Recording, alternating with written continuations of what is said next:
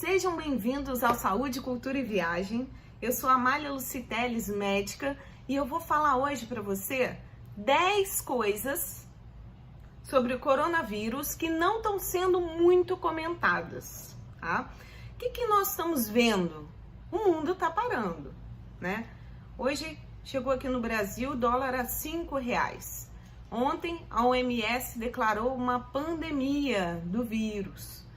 Estamos vendo restrição de voos da Europa para os Estados Unidos. Então, assim, gente, que doença é essa? O que está acontecendo, né? Mas tem 10 coisas que eu quase não vejo sendo comentadas. E é isso que eu pretendo falar com vocês hoje aqui nesse vídeo. O que a gente já sabe, né? Que a doença é transmitida por gotículas, que você deve lavar com frequência suas mãos, usar o álcool gel. Pessoas suspeitas da doença devem usar máscara, ou pessoas que tiveram contato ou estão cuidando de pessoas infectadas ou suspeitas devem usar a máscara. Ok, isso está sendo muito falado, mas tem outras coisas que não estão sendo ditas.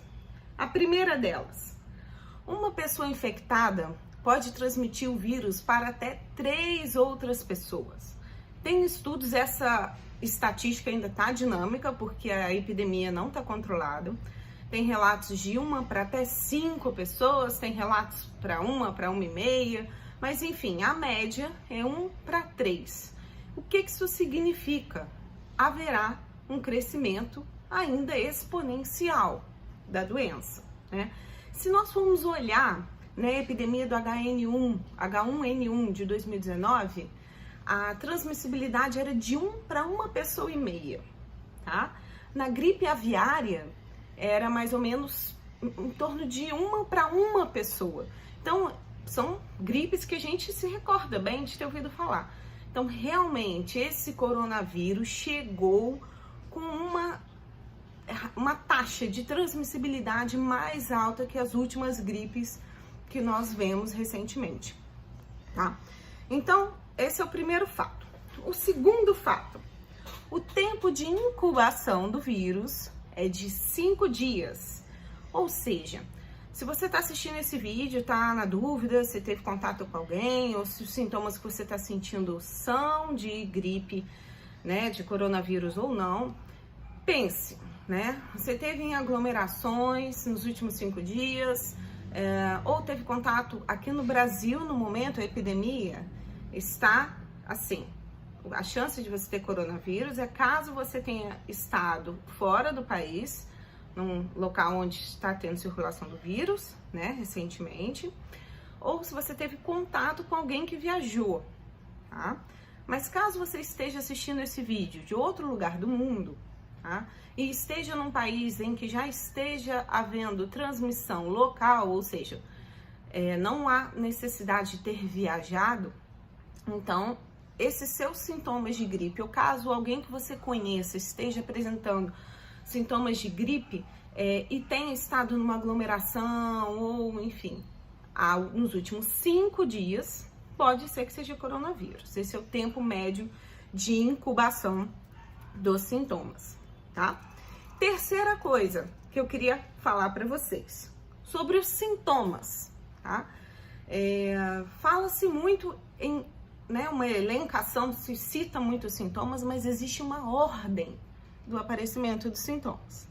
O primeiro sintoma que aparece é a tosse, tá? Depois, de 1 a 2 dias depois, vem a febre e o cansaço, aquela dor, aquela dificuldade de levantar da cama, de fazer as coisas. E essa fadiga aí dura em torno de 1 semana. Essa febre também pode chegar até 39 graus, tá?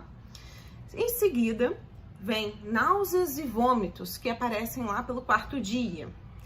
E 10% dos pacientes podem ter diarreia e dor abdominal, que é um sintoma que vem a seguir. Então, você pensa, eu tô com gripe, mas eu tô apresentando diarreia, dor na barriga, não pode ser coronavírus. Pode ser sim, tá bom? E quando a gente pensa em gripe, o que a gente pensa? Nariz entupido, escorrendo e espirro, não é isso? Essa gripe não é caracterizada principalmente por esses sintomas. o nariz escorrendo, os espirros, eles aparecem tardiamente. Então, vamos ter cuidado, porque essa gripe se caracteriza pela tosse, tá?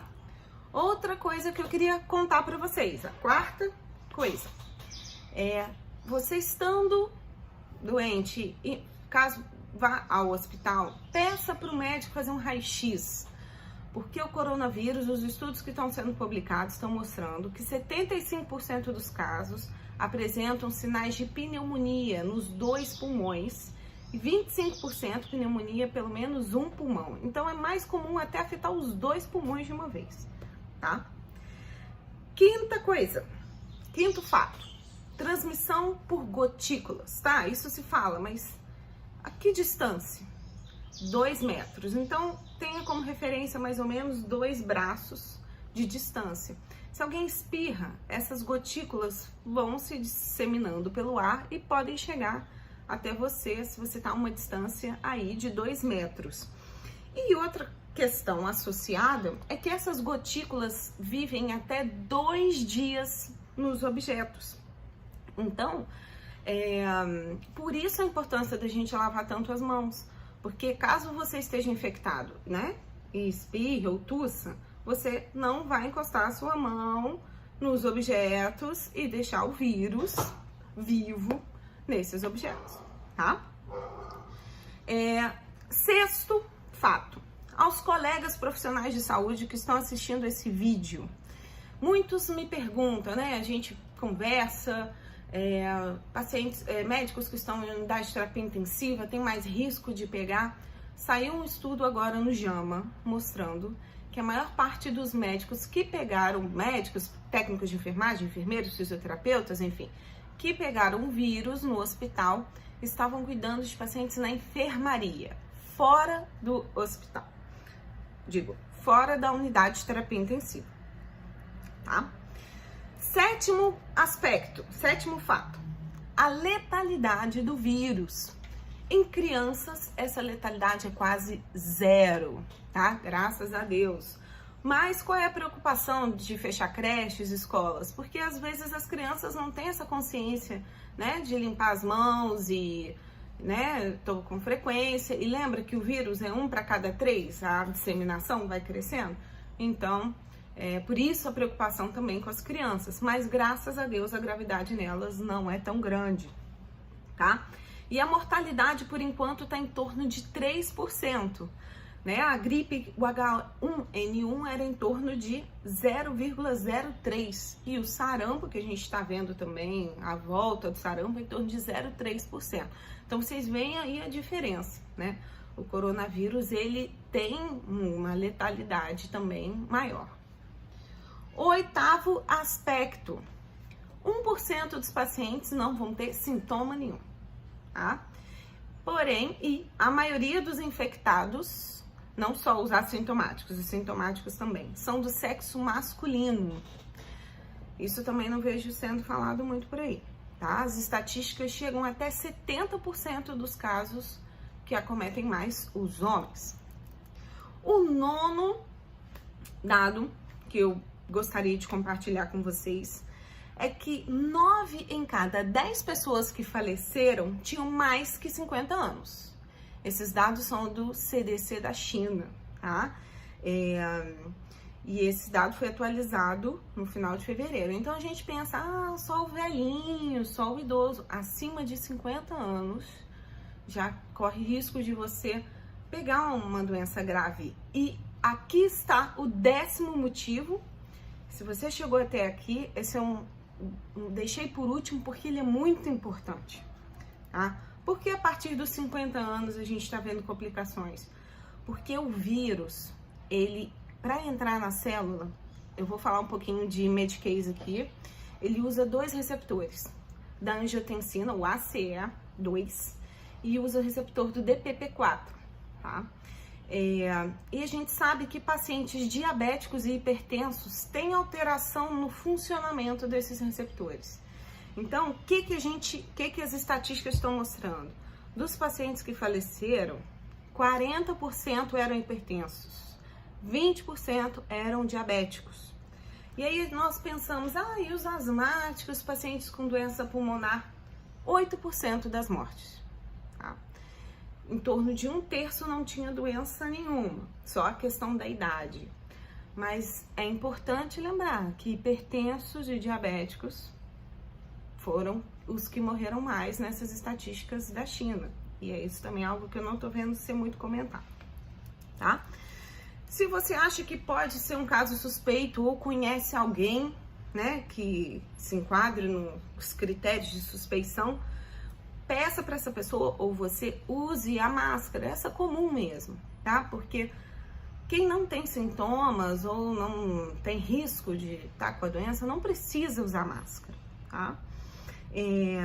Em relação ao tratamento, voltando ainda, se você acha que tem os sintomas, procure uma unidade de saúde para fazer o teste, né? Para saber se você tem ou não o vírus. E por fim, o tratamento ainda está sendo estudado, mas o que eu posso falar para você que está assistindo e que vai compartilhar esse vídeo para o maior número de pessoas, né? Que é importante, informação relevante. Nós podemos fortalecer a nossa imunidade. Como a gente faz isso? Tentando dormir bem, né? Evitar alimentos que sobrecarregam muito o corpo, de difícil digestão. Aumentar o aporte de vitamina D, vitamina C, zinco, cúrcuma, tá? Mas isso tudo tem que ser individualizado.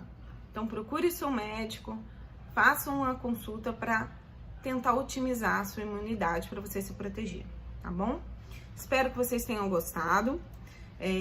Comente para o YouTube entender a relevância desse vídeo, compartilhe, se inscreva no canal e em breve voltamos aí com mais novos vídeos.